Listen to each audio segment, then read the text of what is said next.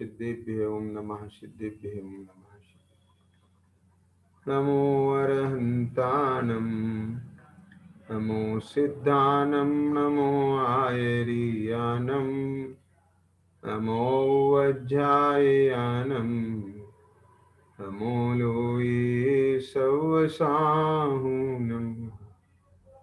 तीन भुवन में सार वीतराग विज्ञानता शिव स्वरूप शिवकार नमः त्रियोग समारिके।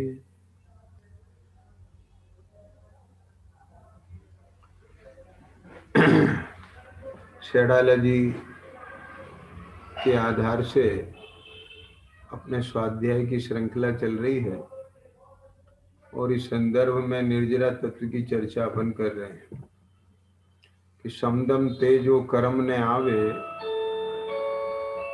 सो संबर आदरिये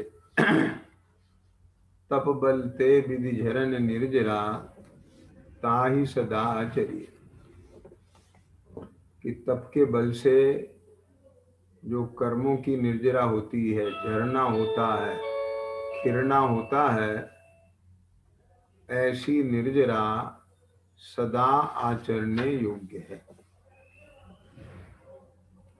ऐसे अब ये तो भाषा है, लेकिन इसमें जो प्रैक्टिकल बात है वो क्या है, आप समझने की चेष्टा करें। देखो, ये छेड़ाला का जो मंगलाचरण है, उस मंगलाचरण में वीतराग विज्ञानता को नमस्कार किया है कि तीन भुवन में सार वीतराग विज्ञानता। यदि तीनों लोकों में कोई सार तत्व है तो वो वीतराग विज्ञानता है। ये वीतराग विज्ञानता पूर्ण रूप से जो 13वें गुण स्थान में पूरे राग का क्षय हो गया है और ज्ञान का विशेष पूर्ण निर्मल दशा प्रकट हो गई है, तो ऐसा जो केवल ज्ञान है, केवल ज्ञान रूप जो दशा है, ऐसी वीतराग विज्ञानता वो तीन लोक में सार है।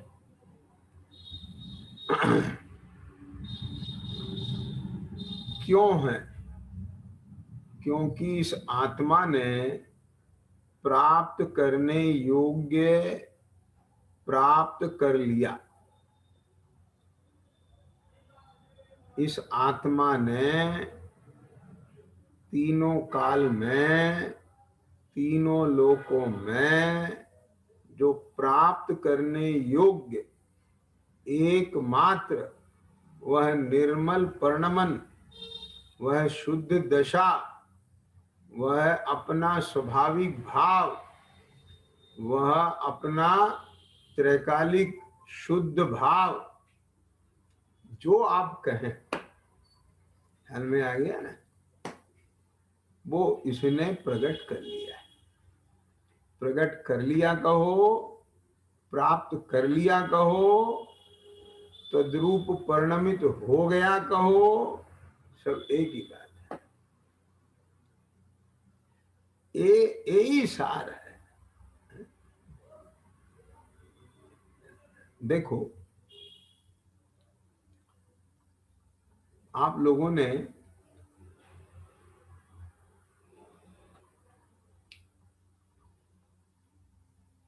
जीवनधर स्वामी का नाम सुना है, छत्र चूड़ामणि पढ़ा ही होगा सबने। तो जब जीवनधर कुमार को ये पता चला कि जिस सिंहासन पर काष्टांगर बैठा है वो सिंहासन का हकदार मैं हूं, वो तो छल से मेरे पिताजी को मार के दुष्ट जबरन राजा बना बैठा है, तो उसकी चीज नहीं है। तो जब उसको नक्की तो हो गया कि वो सिंहासन मेरा है, उस सिंहासन पर मेरा अधिकार है। लेकिन अभी ये स्थिति नहीं है कि वो सीधा राज दरबार में जाए तो काष्टांगर से कहे खड़ा हो और मैं बैठ जाऊं। ऐसा संभव नहीं है। तो उसने पूरी अपने गुप्त रूप से सेना तैयार की।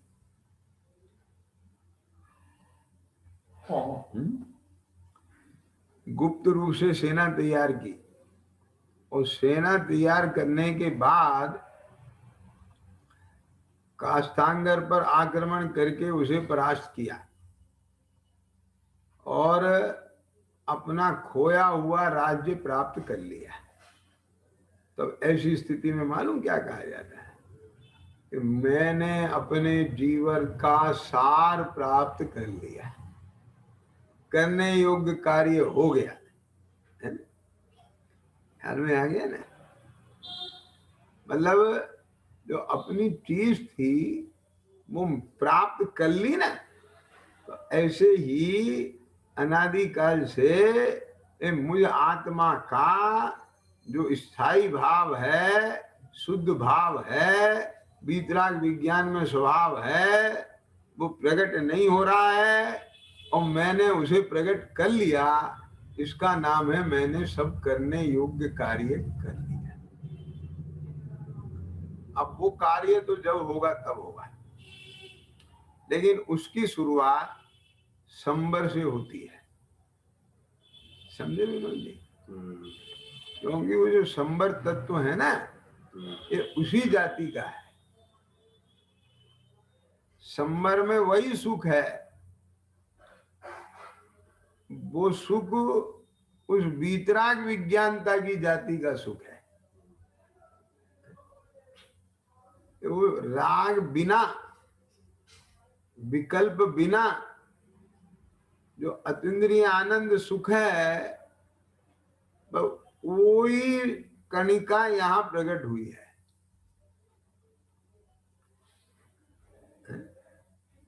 तो ऐसे संबर पूर्वक यानी ऐसी दशा हुई और वो दशा होने पर उसकी स्थिरता बढ़ती गई, शुद्धि के अंश बढ़ते चले गए। तो शुद्धि की वृद्धि में जो कर्मों की बिना उदय में आए वो क्षय को प्राप्त हो रहे हैं, भाव को प्राप्त हो रहे हैं, उसका नाम है तप बलते विधि धरन निर्जरा। ख्याल में आ गया? तो इस संदर्भ में अपनी जो चर्चा चल रही है, 7वें अधिकार से निर्जरा तत्व का अन्यथा रूप, ये क्यों लिया मैंने कि देखो, यदि मैं इसका सामान्य अर्थ कर देता कि तप के बल से कर्मों का खिपाना ये निर्जरा है और ऐसी निर्जरा सदा प्रकट करने योग उपादेय है। और ध्यान रखना, ये जो निर्जरा है ये निर्जरा आत्मा के आश्रय से प्रकट होने वाली शुद्धता है। ये शुभाशुभ राग नहीं है इसमें, ये शुभ प्रवृत्ति से निर्जरा नहीं है, शुभ विकल्प से निर्जरा नहीं है, ये वितराग भाव से निर्जरा है। ख्याल में आए ना? और जब यह आत्मा अपने निशुद्धात्मा का, अपने ज्ञाय भाव का लक्ष्य करता है, आश्रय करता है और उसी में स्थिरता को प्राप्त होता है, मगन होता है, तो अन्य ज्ञेय नहीं बनते, अपने को अन्य रूप से नहीं देखता, तब परद्रव्य के भाव उसके स्वभाव रूप परिणमित नहीं होता भेद ज्ञान होने पर, तब फिर कर्मों का आश्रय बंद नहीं होता। और जो कर्म सत्ता में पड़े हैं, खिन्ने योग कर्म का अंश रूप से छूट जाना, वह द्रव्य निर्जरा है, और जो शुद्धि की वृद्धि हुई वो भाव निर्जरा है, बस हो गया निर्जरा। ऐसी निर्जरा प्रकट करने योग्य, इससे ज्यादा का काम नहीं था। क्या समझे? इस तीसरी ढाल के 9वें छंद में निर्जरा प्रकरण को परिभाषित करने में, विवेचन करने में इससे ज्यादा का काम नहीं। और इसी पर मैंने 3 दिन लगा दिए, और 1 आध दिन और लग जाएगा। तो उसके पीछे उद्देश्य क्या है मेरा, मैं वो स्पष्ट करूं ना, तभी तो उसका फल आएगा, लाभ आएगा। विनोद जी समझना कि उद्देश्य ये है कि जैसे मालूम क्या होता है, आप सामान्य रूप से बोलते हो जीवन में कि बातों में से बात निकलती है, बातों में से बात खुलती है। ख्याल में आ गया ना? आप किसी से मिलते हैं, बातें चलती हैं, बातों में से परतें खुलती जाती हैं, और खुलते खुलते पता चलता है कि अरे ये तो हमारे मामा के दामाद का भाई है, ऐसा है वैसा है, इसके पिताजी तो हमारे वो थे। तो बातों में से निकलती है ना। अब बातों में से कभी कभी बहुत बड़ी समस्याओं के समाधान निकलते हैं, बातों में से नई नई चीजें पता चलती हैं। ख्याल में आएगी? तो ये जो मंथन है, चिंतन है, ये विश्लेषण है, इसका लाभ ये है कि अगर किसी के ज्ञान में सुनना कोई अन्यथापना है तो वो सुन के निकल जाए, और किसी के सही है तो सुन के उसका मिलान हो जाए, पक्का हो जाए। ख्याल में आ गया ना? है?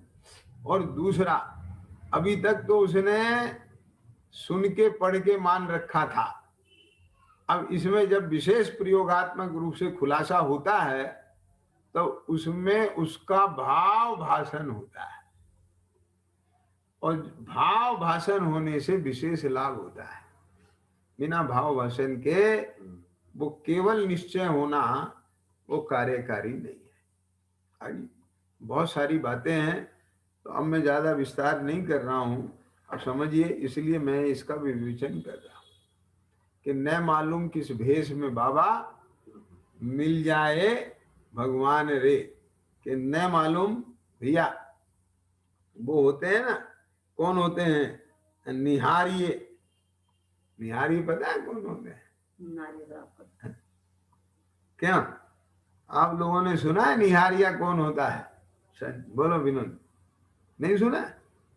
निहारिया नाम नहीं सुना? आप देखो, आपने कभी देखा होगा शराब की दुकान के बाहर, हाँ, रज सोधा, हाँ, निहारिया भी कहते हैं, रज सोधा।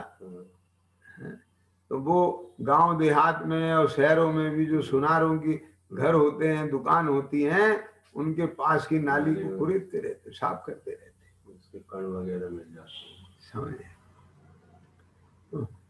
तो मुझे पता चला कि उनको अगर थोड़ा बहुत मिल गया तो समझ लो उनके साल भर की कमाई पूरी करते हैं, खूब करते हैं। हमें मिलता है कि हाँ मिलता है, बिना मिले तो नहीं मिले तो क्यों करें? समझ में आ गया ना? तो वहां आएगा ही, होगा ही ना जिस चीज का काम होता है। तो एक निहारिया रज सोधा भी, उसे इतनी बुद्धि है कि यहाँ जो सोना चांदी का काम होता है तो यहाँ जरूर उसका कोई अंश मिलेगा, और उसे जरा भी कण मिल गया तो समझ लो कि उसके दिन भर की मजदूरी निकल गई। तो ऐसे अपने को भी पूरा भरोसा है। ये आचार्यों की चर्चा है, ख्याल में आए, वस्तु का स्वरूप है, इसका जितना अपन मंथन चिंतन करेंगे तो उसमें से कोई भी ऐसा भाव भाषण तत्व विज्ञान और कोई बात ही सही, एक बात आप 20 बार सुनते हो तो उसका कोई असर नहीं होता। कभी कभी ऐसी पर्यायगत योग्यता होती है कि वही बात आज ऐसी लग जाती है उस जीव का जीवन बदल जाता है। इतनी विशुद्धता होती है, अंतर्मुखी उपयोग हो जाता है और उस स्वरूप का भावभाषण हो जाता है। तो इसलिए ये भाव रहता है मेरा, न मालूम किस रूप में बाबा मिल जाए भगवान। ख्याल में आ गया ना। अब देखो आगे बढ़ते हैं। तो कल तक अपन ने चर्चा की थी कि शास्त्र में इच्छा निरोध तप ऐसा कहा है, तो इच्छा को रोकना इसका नाम तप है। तो मैंने कहा था इच्छा को रोकना ये सामान्य रूप से लिखा है, ये कोई हट पूर्वक रोकना, कर्तृत्व वाला रोकना नहीं है। ख्याल में आ गया ना। नाम रोकना है और स्वरूप में इसे रोकने के लिए कुछ नहीं करना है। ख्याल में आ गया। ये तो वस्तु स्वरूप का विचार करना है। वस्तु विचार ध्यावते मन पावे विश्राम, अहमिको खलु शुद्धो, ये विचारना है और उसका लक्ष्य करना है। और जैसे ही यहाँ उसका ख्याल आते ही, है ना, क्या, और इसे अपना स्वरूप उपयोग रूप होता है, तो उसी समय इच्छाएं उत्पन्न होना बंद हो जाए। अब बार बार मैं उसी बात को ज्यादा रिपीट करूं ये ठीक नहीं है। ये पिछली 2-3 चर्चाओं में बहुत आ गई है ना। अब उतना बस अब विराम लेता हूं कि आप उसी को ही विशेष पढ़ें सुने। अब आगे देखो क्या कहते हैं। यहां कहता है आहार आदि रूप अशुभ की तो इच्छा दूर होने पर ही तप होता है। ये जैसे आहार का त्याग किया उसने, अनशन किया ना, तो आहार का त्याग किया तो आहार की इच्छा मिट गई। तो बोले तो अशुभ की इच्छा थी, भोजन करने का परिणाम अशुभ था। तो आहार आदि रूप अशुभ की तो इच्छा दूर होने पर ही तप होता है। परंतु उपवासादिक व प्रायश्चित्तादिक शुभ कार्य हैं, इनकी इच्छा तो रहती है। ख्याल में आ गया। आप कहते हो इच्छा निरोधस्थ, और इनकी इच्छा तो रहती है। ये क्या है? ये समाधान। अब ये बहुत अच्छी लाइन है, सुनना। ज्ञानी जनों को उपवास आदि की इच्छा नहीं है, उन्हें तो एक शुद्धोपयोग की इच्छा है।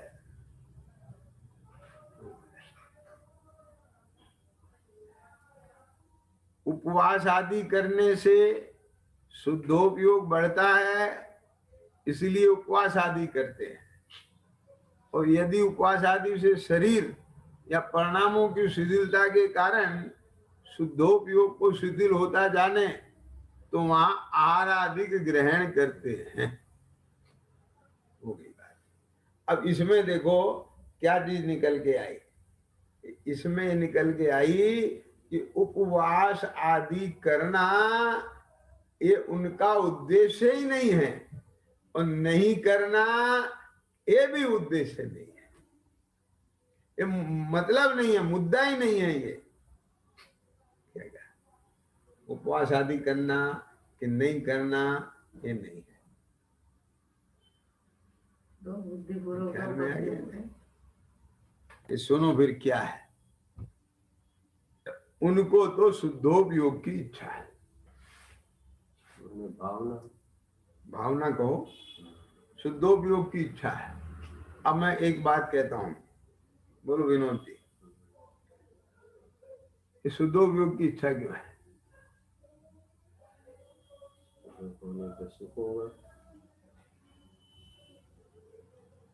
कि शुद्धोपयोग माने अपना शुद्ध स्वभाव।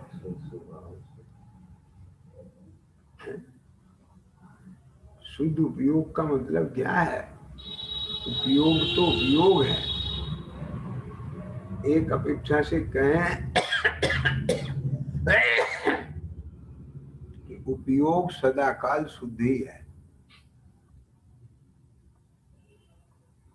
क्या कहा?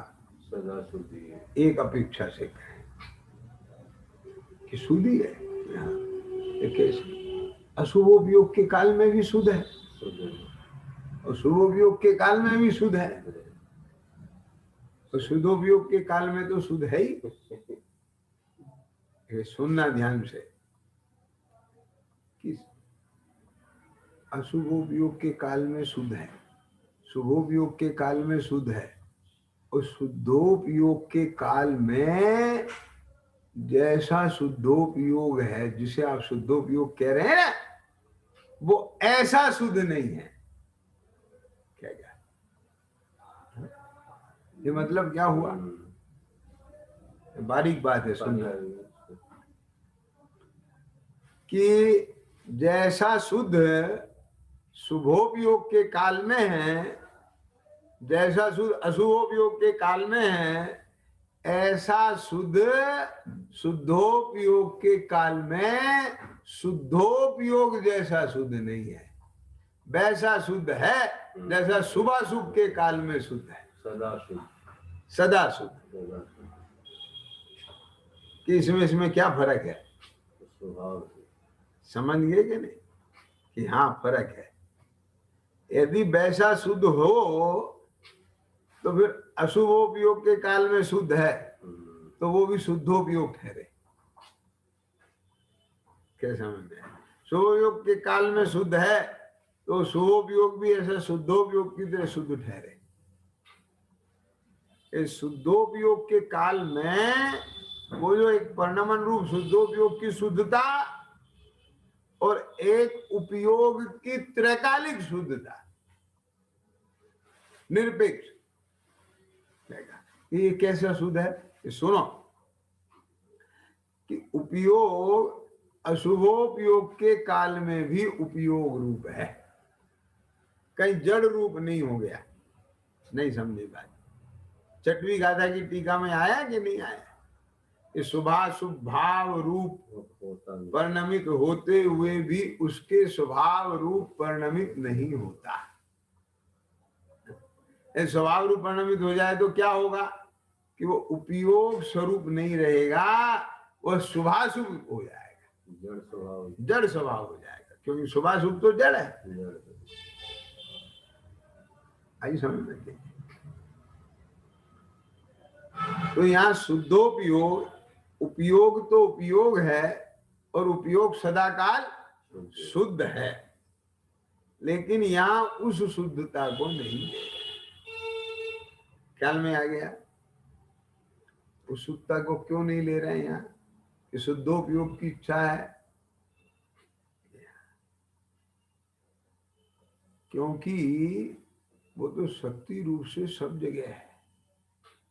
लेकिन अभी सवाल इस बात का है कि इसके उपयोग में शुभाशुभ का अनुभव है, वेदन है, आकुलता है। और सुनना ध्यान से विनोद जी, वो आकुलता ना कि कहीं शुभाशुभ कर्म के कारण नहीं है, इस शुभ नामक कर्म का विपाक है, उसके कारण नहीं है। भाव के कारण है। शुभाशुभ जो भाव हुए, सुनना ध्यान से, एक है शुभाशुभ कर्म का विपाक, ठीक है, और एक है चैतन्य भाव उपयोग। ख्याल में आ गया ना? तो उपयोग में तो शुभाशुभ कर्म का विपाक झलका, जाना में आया। अब इनने उपयोग जो है वो अनुभूति स्वरूप है, तो अनुभव करे ही करे। तो इनने वहां उससे भिन्न पड़ के अपने ज्ञान स्वरूप का अनुभव नहीं किया उसमें। हमें है ना कि यानी ये शुभाशुभ एक कर्म का विपाक यदि ये जनित भी रहा है ना, तो ये मैं नहीं, क्या कहा, दर्पण में झलके हुए मोर की तरह से विकार को प्राप्त नहीं होते। कलश लिया है ना वो,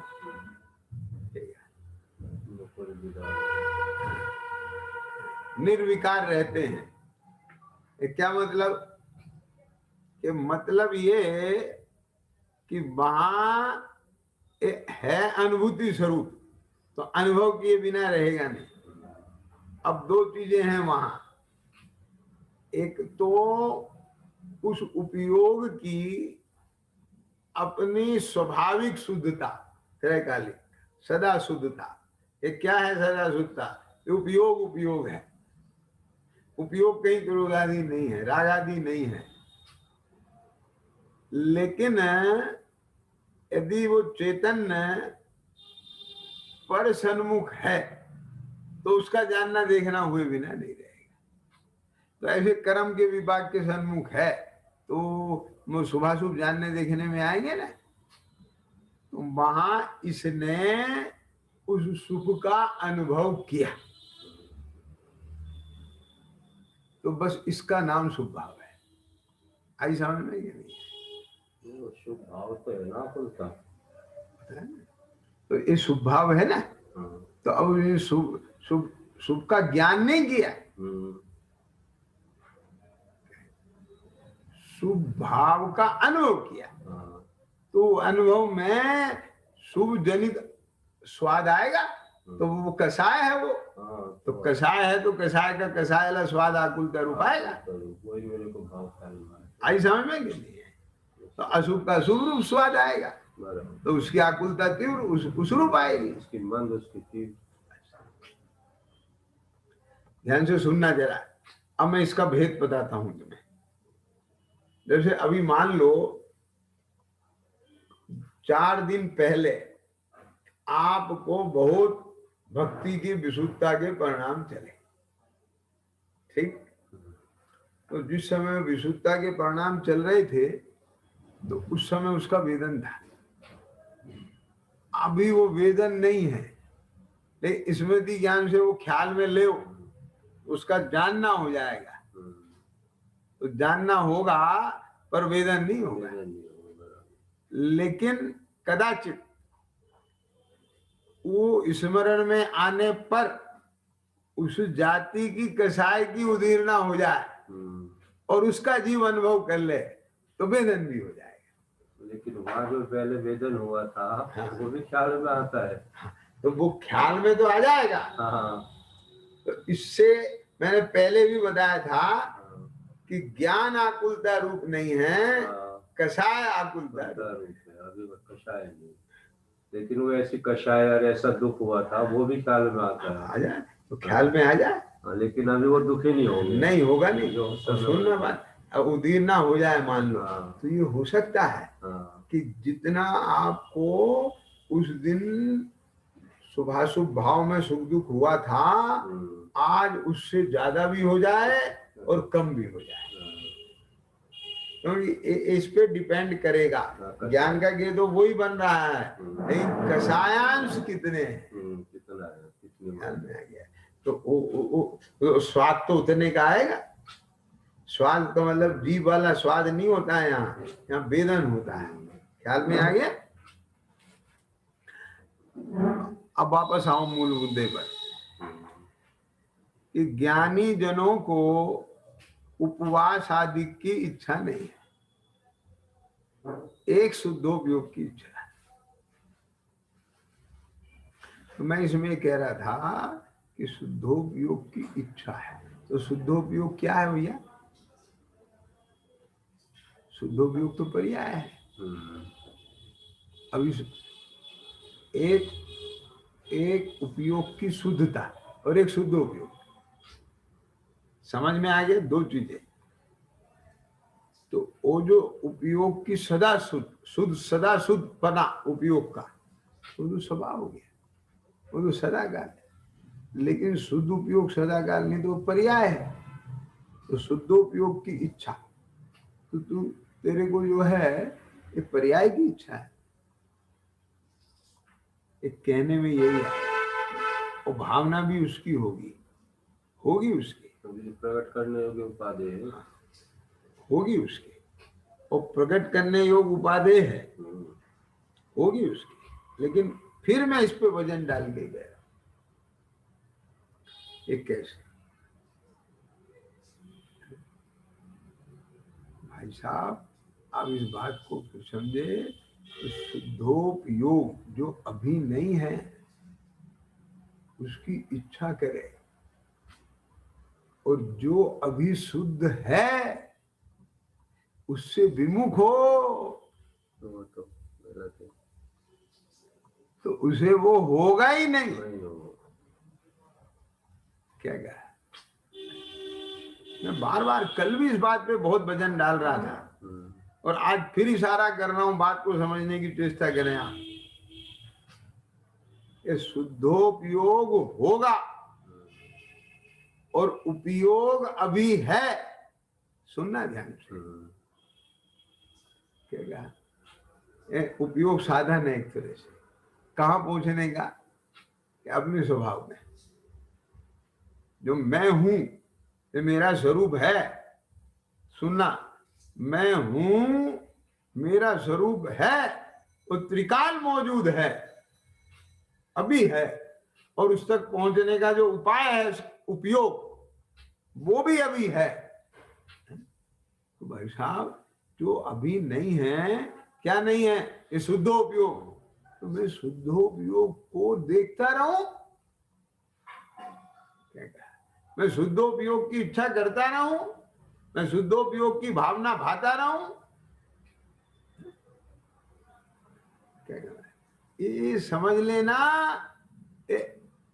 अकेले शुद्धोपयोग की भावना भाना मैंने वो जो प्रकट होएगी पर्याय, उसे देखना, उसे पकड़ना, ये तो आकाश के कुसुम जैसा है। नहीं समझ में आई बात? है?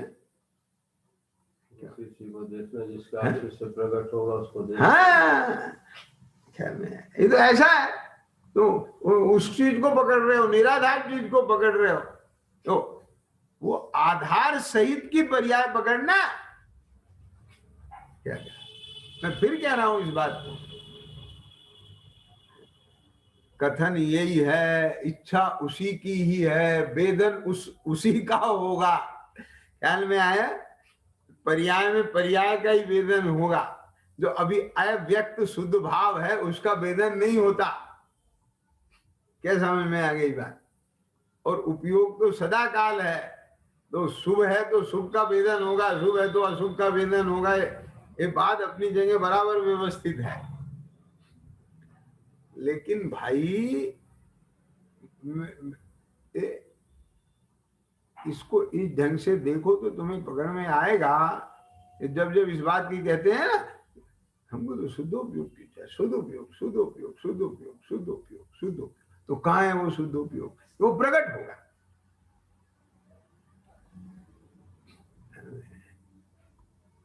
हे भगवान, शुद्धोपयोग प्रकट हो जाए।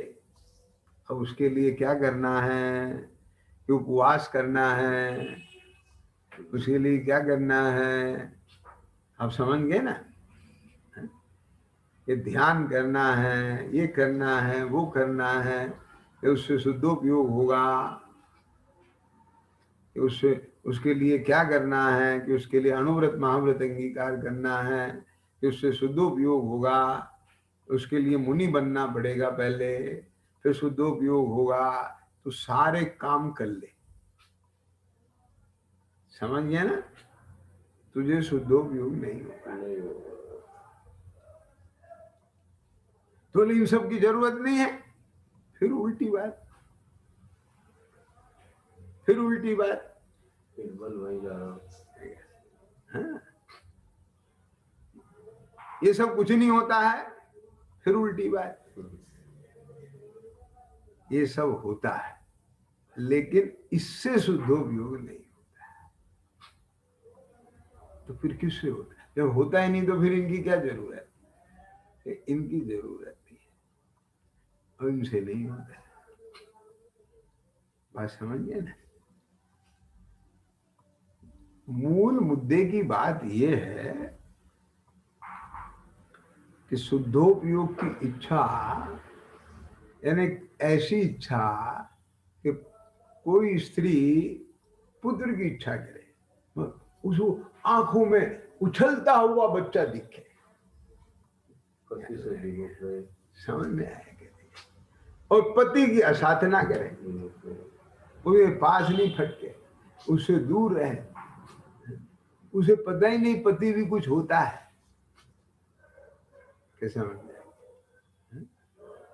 मुझे तो बच्चे की इच्छा, बच्चे की इच्छा, बच्चे की इच्छा, बच्चे की इच्छा,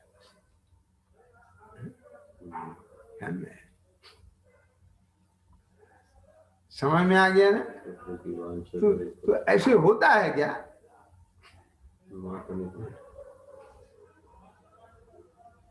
तो शुद्धोपयोग की इच्छा है, शुद्धोपयोग की इच्छा है। क्यों है इच्छा शुद्धोपयोग की भी? ले बोल बेटा, निकाल अपने अंदर से मान्यता निकाल, क्यों है शुद्धोपयोग की इच्छा? तुझे शुद्धोपयोग की इच्छा इसलिए है कि तूने बचपन से बार बार ये सुना है कि शुद्धोपयोग से मोक्ष होता है, शुद्धोपयोग से कर्मों की निर्जरा होती है। ये कर्मों की निर्जरा से सुख होता है, उससे ये होता है, इसलिए तू बार बार उन बात को घोक रहा है। तुझे वास्तव में वो जाति और स्वरूप की खबर नहीं है, पहचान नहीं है परिणामों की। क्या कहा? अरे ध्यान से सुनना, फिर वहीं ला रहा हूं। ये उपयोग सदाकाल, क्या कहा? और अपना शुद्ध स्वभाव सदाकाल। जो उपयोग का उपयोगत्व है, चेतनत्व है, जीव का जीवत्व बना है, वो सदाकाल।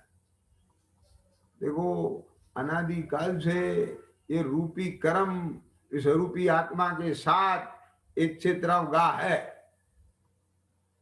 और इस अपेक्षा से इस अरूपी आत्मा को रूपी भी कहा है। विनोद जी क्या कहा? रूपी भी कहा। हाँ, अपेक्षा कर्म की अपेक्षा है, आत्मा रूपी भी है, रूपी भी है। चौंकना मत।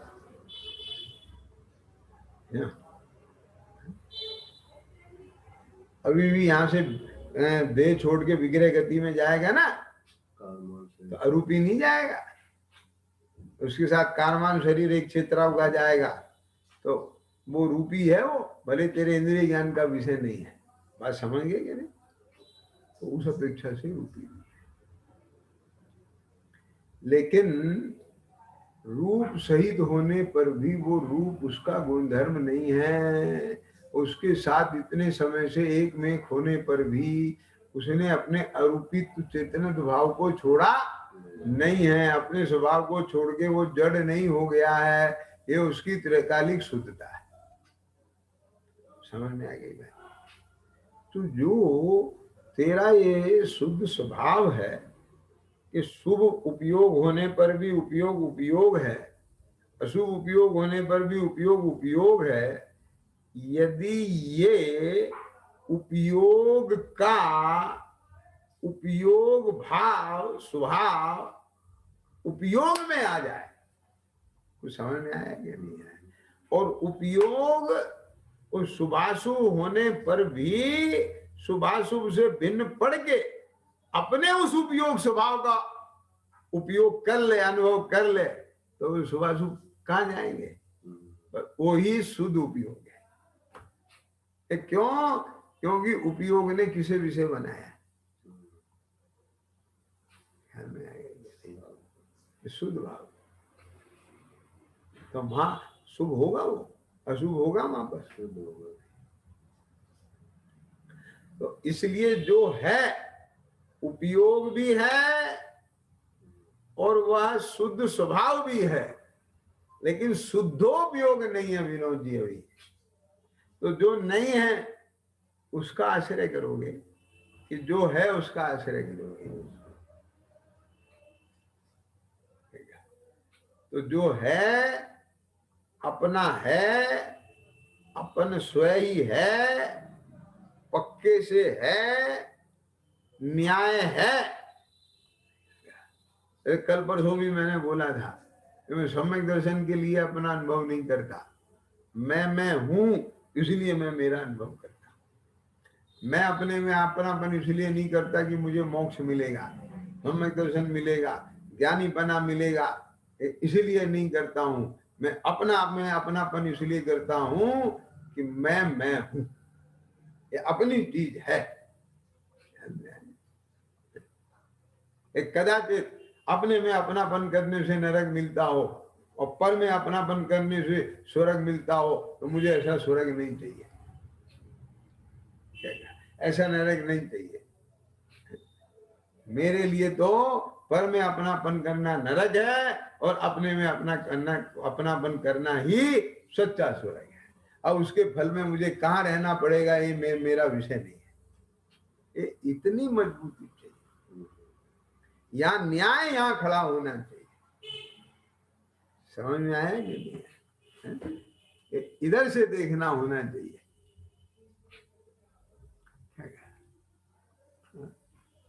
तो समझे बात?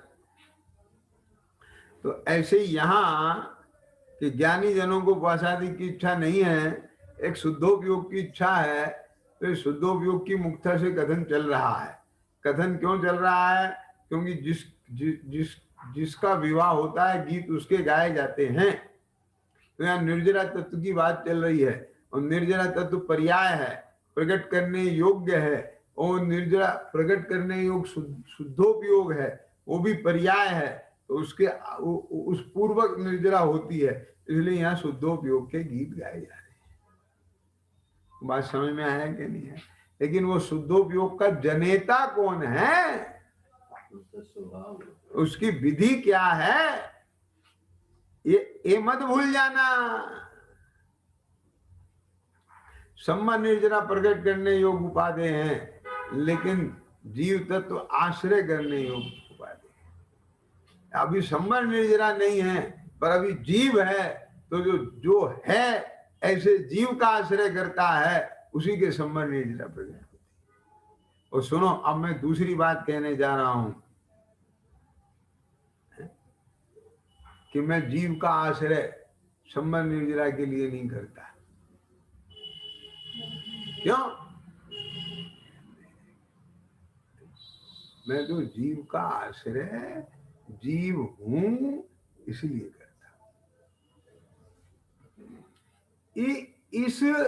इस लेवल पे आकर के अपनापन बैठना चाहिए भाई साहब। क्या जैन जी, मैं इस बात को इतना वजन इसलिए दे रहा हूं कि यहाँ इतना भर रखा है भूस की तरह से। सम्यक दर्शन के लिए करना है, सम्यक दर्शन के लिए करना है, सम्मा निर्जरा के लिए। मैं सम्यक दर्शन सम्मा निर्जरा को बिल्कुल का उपहास नहीं कर रहा हूं, उनको गौण नहीं कर रहा हूं, उनके हल्के पने की बात नहीं कर रहा हूं। बात को समझ लो। मैं इसलिए कर रहा हूं कि तेने सम्बर निर्जरा और सम्यक दर्शन की जो विधि है, उस विधि के लिए जिसका आश्रय करना है, जिसमें अपनापन करना है, ये भी तूने सीख लिया। लेकिन जिस अपनेपन से अपनापन होना चाहिए,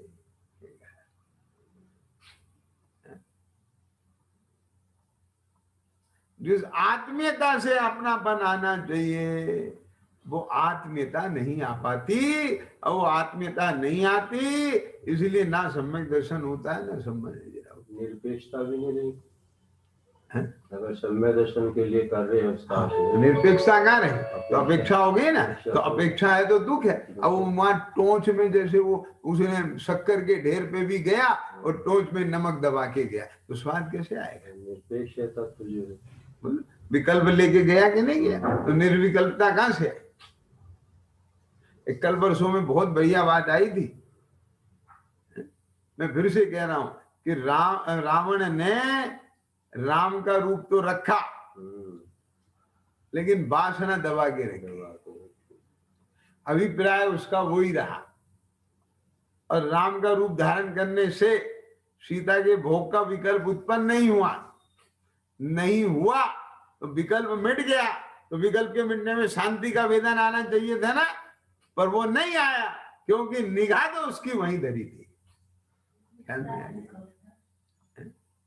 कुछ समझ में अपेक्षा में ये भी होगा, सम्मर निद्रा अगर नहीं होते हैं तो फिर हम नहीं करेंगे उस साथ में। हाँ, ये भी बात गर्भित होगी। हाँ, तो ये भी बात होगी। तो आया ना बात, मैंने बोला ना कि स्वर्ग नहीं मिलेगा तो हमारे जना सम्यक दर्शन नहीं होगा तो हमने कहा कि मैं तो अपने में अपनापन करूंगा, क्योंकि ये मैं हूं, ये मेरी चीज है।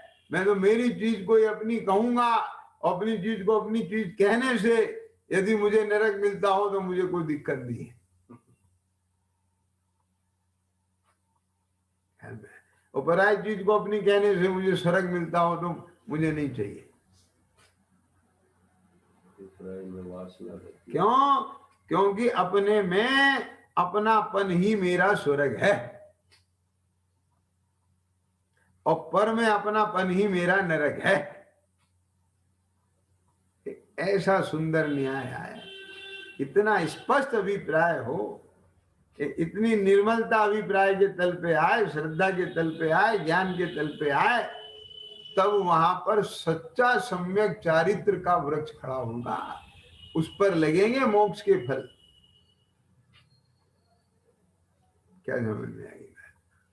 तो ये निर्जरा के नाम पर तो पहले तो बहुत स्थूल बातें ही चलती थी कि साहब नाव में पानी भर गया और उसमें डांट लगाओ और उसमें से पानी निकालो, इसका नाम निर्जरा, बस हो गया निर्जरा, ऐसे खत्म हो जाता था। निर्जरा हो जाती थी, नाव का मोक्ष हो जाता था। ख्याल में आ गया ना? तो ऐसे निर्जरा हो जाती थी। बस इतना बता दे निर्जरा के बारे में, अभी ज्यादा से ज्यादा निर्जरा के बारे में बताया तो कर्मों का खिन्ना निर्जरा है। तो एक सविपाक होती है, एक अविपाक होती है। अब ख्याल में आ गया कि नहीं आया? एक द्रव निर्जरा होती है, भाव निर्जरा होती है। आत्मा के प्रदेशों से द्रव कर्मों का खिन्ना द्रव निर्जरा है और उसके भाव होना वो भाव निर्जरा है। बहुत गजब है बात। मैंने बहुत पहले, मुझे याद पड़ रहा है, शायद 10-12 साल हो गए होंगे, निर्जरा तत्व पर सवेरे की सभा में पूरा निर्जरा अधिकार लगभग पूरा ही था। लास्ट में कुछ छूट गया हो तो मैं नहीं कह सकता। वो बहुत कई महीने चला था, वो बहुत रसीला चला था। विनोद जी याद आ गया ना? तो मंदिर में चला था। हाँ, मंदिर में चलाया था, सम्मर अधिकार भी पूरा चलाया। निर्जरा का कार्य ख्याल में आ गया। उसकी ऑडियो रिकॉर्डिंग तो होंगी शायद। हाँ, ठीक। तो इतना मतलब निर्जरा माने बहुत गजब स्वरूप है निर्जरा का, ऐसे हल्के से नहीं लेना। तो अब देखो क्या कहते हैं, ज्ञानी जनों को उपवास आदि की इच्छा नहीं है, एक शुद्धोपयोग की इच्छा है। ये चूंकि चर्चा शुद्धोपयोग और निर्जरा से चल रही है, इसलिए सच बता दें तो उनको उसकी इच्छा नहीं है। उनको तो अपने में ही लीनता बनी रहे, बस इसकी इच्छा है, भावना है।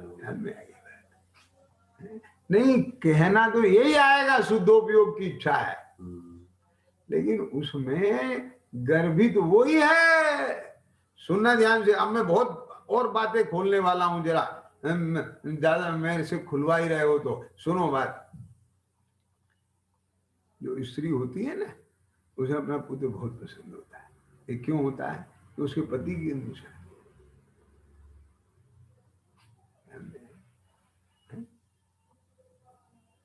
पति से विमुख रह के और पति को गौण करके ये पुत्र को मुख करना, ये पुत्र की मुखता है ही नहीं।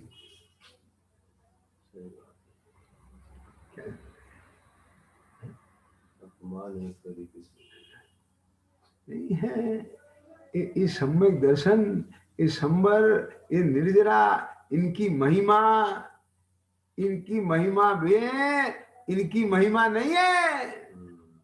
इनकी महिमा में इस जीव की महिमा है, इस जीव के त्रिकालिक शुद्ध भाव की महिमा है। क्यों? क्योंकि भाई साहब उसकी ही तो देन है ये।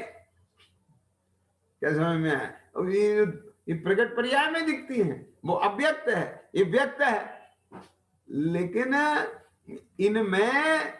इनमें उसे अपना नाथ दिखता है। क्या कहा? मैं समझ में नहीं? उसे पुत्र में अपना पद स्वामी दिखता है। पिता झलक जो तो उसमें किसकी झलक दिखती है उसे? ये किसकी चीज है? ऐसी देन है, ये किसकी निशानी है, ये किसकी वो है? बात समझ में आया कि नहीं आया? क्या बोले? ऐसे यहाँ शुद्धोपयोग, निर्जरा, ये सब किसकी चीज है? दृष्टि जो कहते हैं वो बात है। ये मेरी चीज है, ये उस त्रिकाली ध्रुव शुद्ध भाव की चीज, वो मेरी चीज है। ये उस त्रिकाली ध्रुव की भी नहीं है, मैं त्रिकाली ध्रुव, मेरी बात है ये। आई समझ में? तो ये भी कहने की बात है, शुद्धोपयोग की इच्छा है। वो एक लाइन है ना, आत्म के अहित विषय कसाय, इनमें मेरी परिणति न जाए, मैं रहूं आप में, बस मैं तो मेरे में मगन रहूं। और तुम्हें बता दे, अपने में मगन रहना, इसी का नाम ही तो निर्जरा है। निर्जरा में मगन नहीं है वो। क्या देखो मेरे कितने कर्मों का भाव हो रहा है, मेरे कितने कर्मों की निर्जरा हो रही है, उसमें मगन है। उसे कर्मों की निर्जरा दिख ही नहीं रही। क्यों? तो समझ में आया? में जड़ कर्म दिखेंगे। क्यों? जब भाव निर्जरा तो दिखेगी ना। भाव निर्जरा दिखती नहीं है। भाव निर्जरा का तो वेदन होता है, दिखता तो उसका कारण भगवान है। क्या बोला? कुछ आया समझ में? क्या बोला विनोद जी? तो उसका कारण निर्जरा नहीं दिखती, निर्जरा तो वेदन में है। वो शुद्धि, वो शुद्धता का तो वेदन है, लेकिन नजरें किस पर टिकी हैं? नजरें तो शुद्ध स्वभाव पर टिकी। बहुत गजब की बातें हैं, ये अभ्यास की चीजें हैं भैया। ये तो शब्दों में बात आ जाती है, ख्याल में आ गया ना। लेकिन शब्दों में सुनकर और शब्दों में ही गाने की चीज नहीं है। ये तो शब्दों में आ गई तो उसे सुनकर अपने में अभ्यास करने की चीज है। तो उपवास आदि जो दृष्टि वाली बात आती है, तो भाई जो दृष्टि करो तो वो बात है। मेरे को ख्याल आया, उपवास आदि करने से शुद्धोपयोग बढ़ता है, इसलिए उपवास आदि करते हैं। उसके इस शुद्धोपयोग बढ़ता है ना, इसलिए शुद्धोपयोग नहीं करते कि अपने में रहना बढ़ता है, इसलिए शुद्धोपयोग करते हैं। कुछ कह गए कि नहीं कह गए? ये बात है स्वरूप की तरफ से अपने में रहना होता है, अपने में टिकना होता है, और ऐसा टिकना होता है कि उस टिकने में उस टिकने का फल भी नजर नहीं आता। यानी शुद्धोपयोग, क्या कहा, सम्मान निर्जरा, इनका भी लक्ष्य नहीं है, इन पर भी दृष्टि नहीं है, और ये वहां मौजूद हैं, क्या कहा, वेदन इनका है, क्या कहा है, लेकिन मुख्यता इनकी। क्या बात है, बहुत अजब बात है। ये तो अंतर में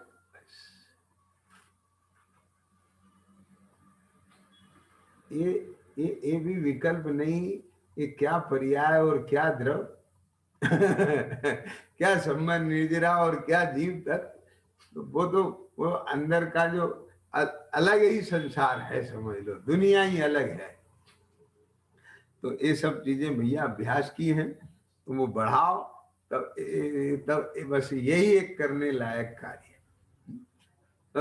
यदि उपवास, ये तो बात सही है, बस हो गई, तो इसमें क्या अर्थ करें कि अनशन आदि करते हैं। अब मान लो जैसे आहार आदि करने से उसके विकल्प बने, और फिर आहार करने के बाद भी विकल्प बने। अब मान लो आप ओवर डाइट ले लेते हो, तो भारी भारी हो जाता है कि नहीं हो जाता है, क्यों आलस आता है कि नहीं आता है? तो आपके काम करने में मन नहीं लगता, पढ़ने में मन नहीं लगता, क्या कहा, तो आप इसलिए वो नहीं खाना चाहते। और आप पढ़ना चाहते हैं, बार बार भूख लग रही है, आकुलता हो रही है, कमजोरी बढ़ रही है, तो उसमें वो बाधक डाल रही है। तो उनका उद्देश्य आहार करना और आहार नहीं करना, ये इस पर वजन नहीं है। लेकिन इसका अर्थ ये भी नहीं है कि आहार करना तो चाहे जहां करना, जब करना, जैसा करना, ऐसा नहीं। ऐसे द्रव काल क्षेत्र की मर्यादा को ध्यान में रख करके ही आहार का परिणाम आता है। आहार करते हैं और नहीं करने में तो कोई बात ही नहीं।